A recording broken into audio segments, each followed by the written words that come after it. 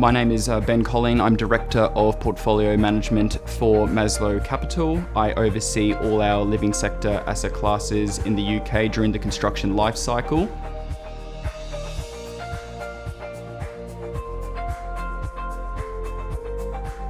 Maslow takes a holistic and whole life cycle approach to ESG. We underpin our sustainable lending policy to where we can have the greatest influence in the distribution of proceeds. So we anchor to 4 key principles: the UK's sustainable development goals, where we feel as though we can have the greatest influence by the nature of the assets that we finance.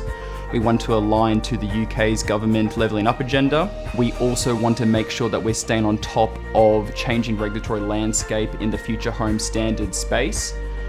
And we also want to make sure that we're promoting the environmental and social characteristics through our line of funding.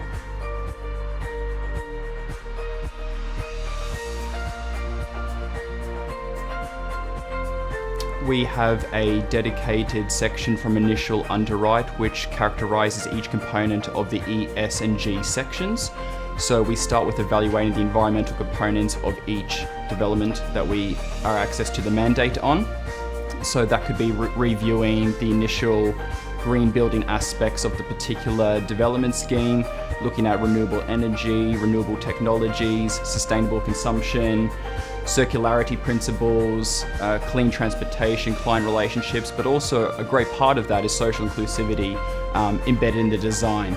So we want to make sure that the assets that we are financing are socially inclusive. They have adaptable living spaces. They cater for disabilities of all forms. And then also it has to tick the box of the community remit. So it has to have an element of affordable housing. It has to showcase in the wider procurement team, the supply chains who we finance, that they are supporting through training, through workshops, which is a key component of our funding mantra.